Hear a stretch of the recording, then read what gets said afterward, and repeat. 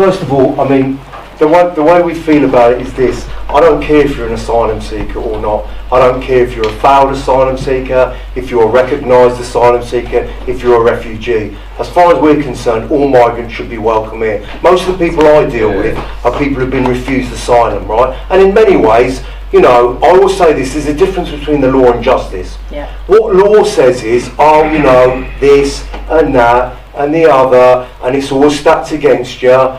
And I'll give you an example. When they did the country guidance for Somalia, it was so dangerous that they did it in Kenya, and their conclusion was Somalia was safe.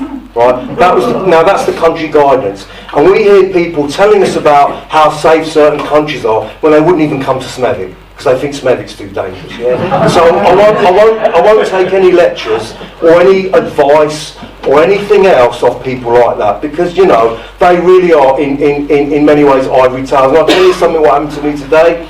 I was in the office, somebody came in and they were absolutely petrified. A young man, he only had the shirt on his back. I only had the shirt on his back, and he was frightened, and he walked around 3 streets because he didn't know where the hell he was for 3 hours.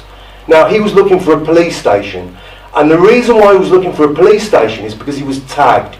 And the reason why he's tagged is, and this goes way beyond Rwanda. See, Rwanda will affect, at most, say 1,000 people, probably not even 1,000. But the new immigration policy affects absolutely every migrant. Because now, before you could get indefinite leave to remain, you could settle in the UK if you're a refugee. That's gone. You can never settle as a refugee now, yeah? You have to perpetually renew your visa indefinitely, right? And every time you have to renew it, they'll look at your country and go, seems all right now, goodbye. And that could happen in 7.5 years' time. So you imagine you're living like that. You know, in that perpetual state of fear of, well, what if I get refused this time? And, you know, that is a new immigration policy now. This guy was looking for a police station because he ain't got a charger for his tag. Right, and you just think, how crazy is that? And sometimes, you know, I look at people and think, why is he in the tag? Has he got a criminal record? Has he done something wrong? Did he do? No, nothing. He just came here. That is it. So he's now on tag, right?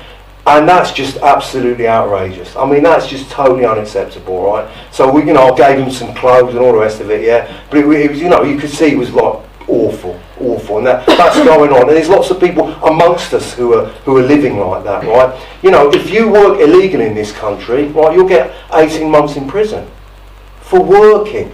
And if you do your research, you can see that most of the aid which goes to developing countries isn't from charities, isn't from Oxfam, isn't from this, that and the other. It is from remittance slips. It's from migrants sending money home to their families. And that's pure money. Because that money goes to family. It doesn't go to some CEO who gets like 100 or 200,000 pounds, right, for, you know, writing things on Twitter and whatnot, yeah. So, you know, that's the reality. And sometimes, you know, we might think these Tories are, I mean, I said it, they're in ivory towers. They're not in ivory towers. They know what's going on. Because I'm working with MPs in the black country, Tory scumbags, right, and that's what they are. They know exactly what's going on, because what they say is this. They say that, oh, you know, we're going to call people over and, you know, take the legal routes. Ask an Afghani how that's working out for them. Ask a Ukrainian how that's working out. It ain't working out for them. So their very own system right now is not working.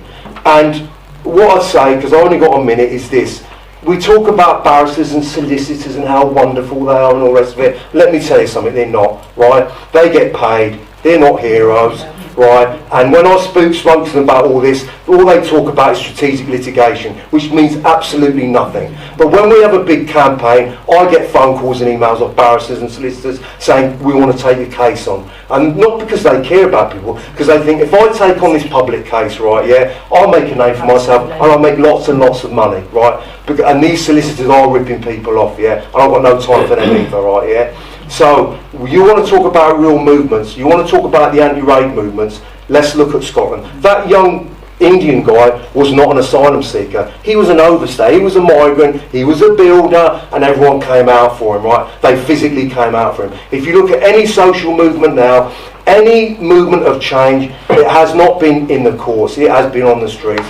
Colson statue. Did you know there was a petition for 10 years to bring it down? Yeah. It went down in 1 second, yeah, because ordinary people says, I'm not having that, and they pulled it down, right? If you look at the rail strike now, yeah, I mean, now people are beginning, it's really polarising people, but people are beginning to say, hang on, I like what this guy's got to say. I mean, he is the reverse. He's very populist. He just kept calling this Tory scumbag, you're a liar. You're lying. You're lying. Right? And that's the language people understand, and it's pretty clear. So in a sense, we are the movement, and I recognise people here who've had campaigns, successful campaigns, locally in this city where we have got people refugee status out of the jaws of defeat. And it hasn't been me as the legal rep who's done it, it's been ordinary people holding placards, protesting, and that's where it is, and that's where it's at, yeah, and you know, we need to push that harder. Yeah,